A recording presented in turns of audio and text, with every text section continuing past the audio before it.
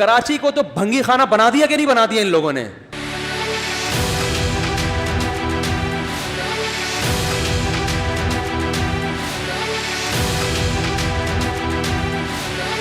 بھنگیوں کا گھر اچھا ہوتا ہے جو کراچی کی حالت کی ہوئی ہے ان لوگوں نے. مجھے تو اتنا خون کھولتا ہے آپ کو کیا بتاؤں, کیونکہ ہمارا کراچی چھوڑنے کا دل نہیں چاہتا اور یہ مجبور کر رہے ہیں کہ ہم کراچی چھوڑیں. تو کوئی اپنے گھر کو, اپنے وطن کو جہاں وہ ہمیشہ رہا ہو, اس کو آپ گن پوائنٹ پہ مجبور کرو یہ علاقہ چھوڑ دو, اس کی کیا کیفیت ہوگی. لیکن جو گند انہوں نے کراچی کا بنا دیا ہے نا, بھنگی خانہ, ہر گٹر ابل رہا ہے بارش میں, ہر گٹر سے گندگی. یہ جو بارش کا پانی گلیوں میں تیر رہا ہے نا, اگر صرف بارش کا ہوتا ہم تیراکی سیکھتے اس میں کہ چلو یار یہ گٹر ہے, گٹر کے پانی ہے جو آپ کو یہاں کراچی کی گلیوں میں مل رہا ہے.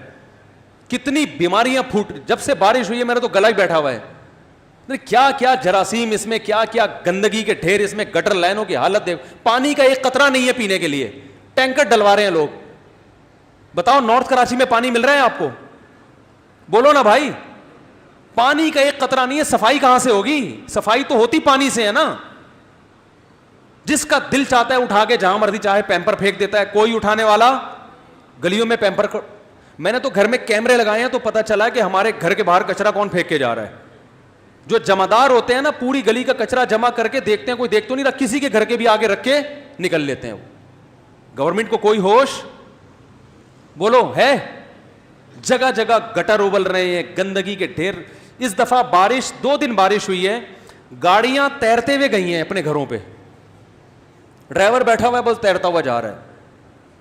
کرنٹ سے بچنے کا بہترین حل یہ کہ قوم کی سیفٹی کے لیے لائٹ بند کر دو, بہترین حل, تاکہ لوگوں کی جان اور مال کا کیا ہو, تحفظ. جان اور مال کے تحفظ کا بہترین طریقے ہے کھمبوں میں بجلی بند کر دو. کیا خوبصورت علاج ہے یار گورنمنٹ کے پاس. تو خون کے آنسو رونے کا دل چاہتا ہے. کیا کچرا کنڈی بنا دیا. اتنا بڑا شہر بھائی, دنیا کے 5-6 بڑے بڑے شہروں میں سے ایک ہے. کسی اور کنٹری کے پاس ایسا شہر ہوتا جہاں ملٹیپل کلچر ہوتا, جہاں ہر قوم کے لوگ ہوتے, جہاں اتنا. غریب کی ماں کراچی کو کہتے ہیں کہ نہیں کہتے؟ ارے جس کو ہم نے دنیا میں دیکھا ہے کھانے کو کہیں روٹی نہیں ہے, وہ کہاں آ جاتا ہے؟ کراچی. ہمارے لیے فخر کی بات ہے کہ کراچی آتا ہے وہ. میں آپ کو ایک واقعہ بیان کرتا ہوں. گلگت میں کہیں دور دراز علاقے میں گیا نا, گلگت کے کسی گاؤں میں. ہم کو بھی گھومنے پھرنے کا بڑا شوق ہے. کہیں گیا تو وہاں ایک ہوٹل تھا کچا سا. میں وہاں چائے پینے کے لیے گیا تو میری اردو سے ان کو اندازہ ہو گیا کہ یہ بندہ کہاں کا ہے, کراچی کا. یہ 15 سال پرانی بات ہوگی. انہوں نے مجھے, میں نے کہا بھائی ایک کپ ذرا چائے لے آئیے گا. تو ان کو اندازہ ہو گیا بندہ کہاں کا ہے, اسٹیشن گلگت کا لگ نہیں رہا ہے. تو اس نے مجھے چائے پلائی, دودھ پتی بڑی مزیدار سی. میں پیسے دینے گیا, اس نے کہا نہیں. خاندانی آدمی تھا. میں نے کہا پیسے کیوں نہیں؟ اس نے بولا بھائی کراچی نے ہمیں بہت کھلایا ہے, ہمیں بھی ہمارے رشتہ داروں کو بھی. جو بے روزگار ہوتا ہے کہاں بھیج دیتے ہیں اس کو, کراچی. تو اب کراچی والے سے ہم پیسے بولتے کیوں نہیں لیتے.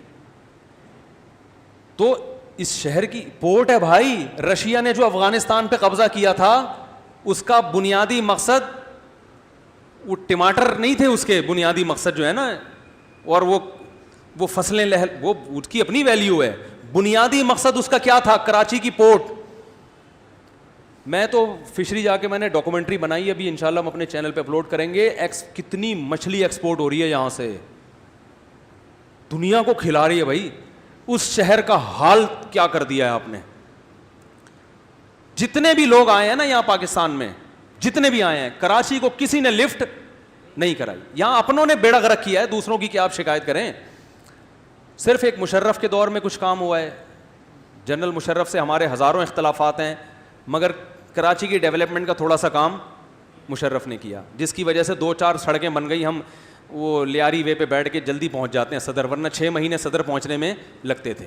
وہ 6 مہینے کا سفر 2-4 مہینے میں الحمدللہ طے ہو جاتا. 50-50 آیا کرتا تھا بچپن میں. تو اس میں انہوں نے دکھایا کہ پہلے میں بتا دوں کس کس نے کراچی پہ محنت کی ہے. دوسرا نعمت اللہ خان جو جماعت اسلامی کے تھے. تیسرا مصطفیٰ کمال. ان 3 آدمیوں کے علاوہ میرے علم میں کوئی چوتھا آدمی نہیں ہے جس نے کراچی کو لفٹ کرائی ہو.